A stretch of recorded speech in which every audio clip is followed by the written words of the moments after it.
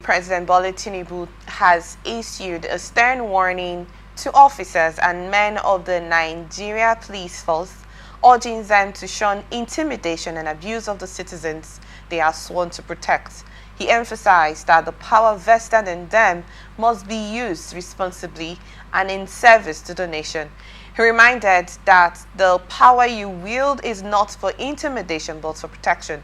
It is not for abuse but for service, the president said, stressing the need for accountability and professionalism within the force. Represented by Senate President Godswill Akpabio at the second annual IGP's Award and Commendation ceremony held in Abuja on Wednesday night, Tinubu charged officers to uphold the rule of law, protect the rights of every citizen, and reject all forms of misconduct and corruption. He assured that the federal government would continue investing in the Nigeria Police Force through provision of cutting-edge equipment, technology, capacity building programs, and welfare schemes aimed at enhancing professional, operational effectiveness and morale. This charge by the president, in a home where there's been always sibling rivalry, tussle, problem going on in the house, and the father could see it and not say a word, and just mothers want to just stop it, calm the situation, probably punish when the need be and all of that, and it still continues, because growing up, when daddy's back, that's when we all want to act right. But when mommy is back, oh, I'm fine. No, but we respect mommy, but it's just like when you're used to someone, you're used to mommy and all of that. So it just continues. But when the day the father comes up and say, what is going on? Enough is enough. You people have to stop this childish behavior. What is going on between both of you? Want to find out and get to sort it. So we notice that's the end to that rivalry.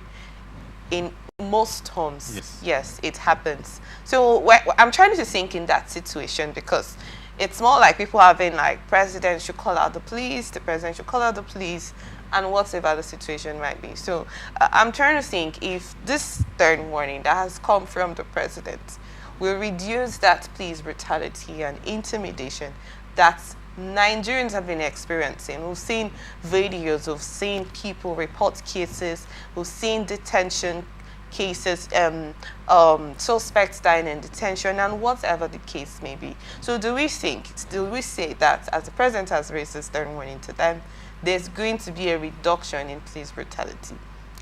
I don't completely think so, because it's a matter of personal decision. It's a matter of mentality.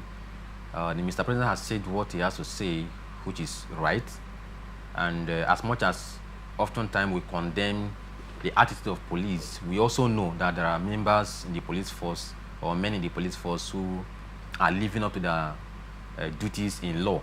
There are persons who are not intimidating others and abusing their rights, but there are still a whole lot of them who will persist on abusing citizens' rights, who will persist on intimidating citizens.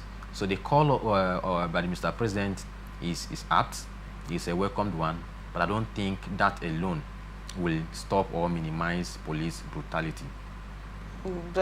Because there are still the bad ones that want to continue in that act. So what do you think is that decision that can reduce it or eradicate it entirely? Like I said, it's a matter of mindset. If, for example, the DPOs stationed in each of the police stations have a mindset to reform their station in their own way, of course, this can be comfortably battled.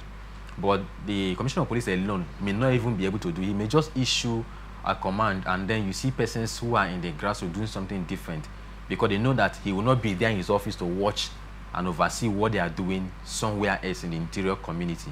That is a challenge we are facing, except they will have to commission a team that will go about inspection. Take, for example, you see a lot of roadblocks here and there that are not ordinarily checkpoints. I was traveling from Ahoda to Port Harcourt, and I was on call. I think I was just listening to WhatsApp voice note, and someone was saying, "You don't know that it's a police checkpoint."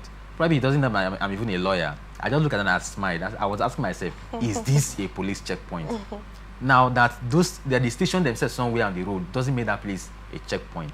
So and they keep collecting money in such a station. So it's challenging. I think they can commission a team that will go about inspection, and then when they see these persons, it's that they report and get them punished in their own way, or of course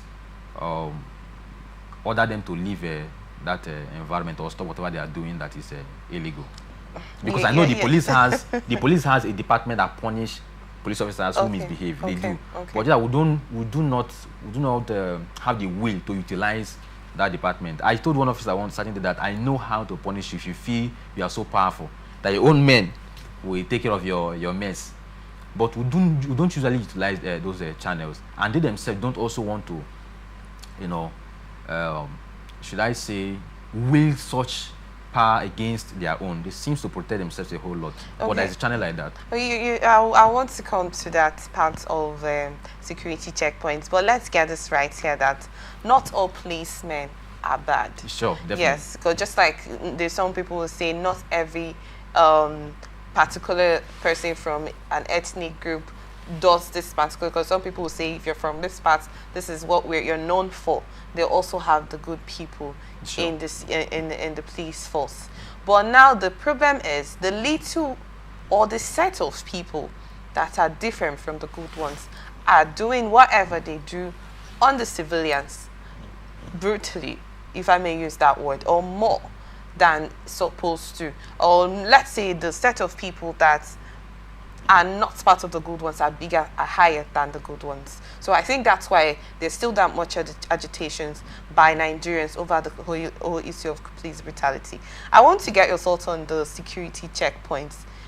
What do you think? Do you think that they are actually there to serve their purpose, or they have ulterior motives of being at those checkpoints? Because like the Ahoda you mentioned, let's say you're traveling to Ahoda or you're traveling to Omoku, you can count how many checkpoints before you get to your destination. And if you're boarded in a commercial car, commercial vehicle, you see that most of these drivers have to, sort out themselves before they're allowed to drive past. So there's just so much there. Is it that they are underpaid? They don't get enough of, they don't get to be paid on time, underpaid generally, or there's just something, an internal situation going on there?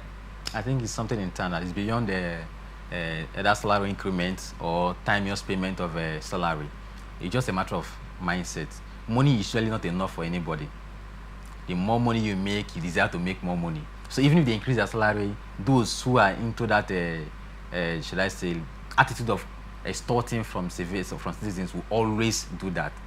But as for the designation of police checkpoints along the road, ranging from let's say from Imoha axis down to Omok, is justifiable because of we can agree that there was a lot of crisis in those areas for quite a long while, which call for those checkpoints to ensure that these boys don't come out and easily attack the civilians and citizens. But the challenge I have with them is the fact that they keep collecting money from these drivers, who in turn will add it up to the passengers to pay for those tax or unlawful extortion they collect from them. The passenger are the one that will bear the cost at the end of the day. But as per they are being designated there, I think it's for good reason and good cause. But what they do there is more of an internal affair that they alone can define. Because the truth is that you may think that they are just doing it on their own, but the persons who posted them there sometimes may also have instructed them to do what they are doing. Do the lawful thing and do the unlawful. You refer to the high head. If this issue of brutality has to be sorted, when I asked you the question, you said they have to take a decision, from the head, because they have caution. How did you say it? A department in the police that discipline them. So if they are the ones that send them out to do those things, how would they be cautioned in that That is the challenge. The greed for money is what pushed a lot of us to doing certain things that ordinarily we wouldn't want to do. Now, even when these persons know let's take for example, like we noted that there are good men in the police force who wish and desire to do only that which is right and within the confines of their law. But this person, once noticed, will no longer be sent to certain environment, so they will not expose the evil that happens in that environment. They pose them to a place where they can maintain that sanity, but no longer to a place where they'll be able to expose the unlawful conduct of their men. So that's what happens. So sometimes, if they want to, should I say, take returns from the policemen posted to these areas, they have to post persons who will comply with their directives and make it very discreet, so that the next person will not know about it. The next person they know could actually expose them should not know about it. That's a challenge. That's why I say it's a matter of mentality. If everybody should have that kind of mindset to say, let us get it right, I'm sure that even those who post these persons would have given them stern warning never to engage in this and that, just like Mr. President has warned. They would also extend that warning to every other person working under their directives. So did you, from all indication from what you stated, do you think that there will be any reduction in the alleged situation, alleged crime or corruption in the police department? And are you in any way calling for a reform in the police department? Because I think the police head, the IGP, at the time has called for a police reform. He has called out individuals and all of that, the police operatives, or force members, over this intimidation, harassment and whatnot. But we still see it's going on. Do you think a reform will actually come down? And then you talked about salary payments. Are they not paid? Of course, or they are underpaid? If you ask me, speaking for them at this point, I would say they are underpaid, because these are persons who are given so much to secure our lives and property. Okay, so I feel they should be well paid. In essence, it's not just about advising them to have the best of behavior, but something has to be done also to appreciate them for services, because you feel that could be a trigger on why they engage in activities like that. Yeah, let the government do what they should do on their part first, and then leave the guilt to the individual who have seen all of this but resorted to maintaining their illegality. Because the truth is that we need a complete or total reform in the police force. We need that reform. That will help a whole lot. It will help a whole lot. Now, even if they increase their pay, there are other things I feel they should be able to do for the policemen to enable them serve the nation better. For example, let's assume you pay a policeman 200,000 in a month, let's assume, and he has 3 children and a wife. And let's assume the wife is working. In actual sense, it's any 100,000 naira. How much will 300,000 in this economy do for a family of 5, 3 children, a man, and a wife? It's a challenge, and from there they're going to pay rent. It's not as though you're giving them free accommodation. For them, they're going to pay school fees of the children. It's not as though you're paying their children's So you're fees. saying there should be a free accommodation for the police, if possible, to reduce the payment? If possible, there should be even a school that can accommodate their children free of fees. There should be an avenue for them to be attended to medically either with less pay or without a pay. This will be able to reduce their expenses, their responsibility, and then also, at that point, when you caution them not to do certain things, as in not to extort, if they failed, they will no longer have any justification for doing it. You can now be strong enough to punish them for doing what they shouldn't do. Okay. So we could say that this internal situation is due to the fact that they are underpaid, or they do not have access to certain amenities like they should as public servants. They're public servants, aren't they? Yes. Yes. So something has to be done. First off, you stated that the reform that should be put into place, and then setting of police amenities should also be considered, aside the warning and advice that has been brought out there in the book to them. Yes, that's my position. Okay.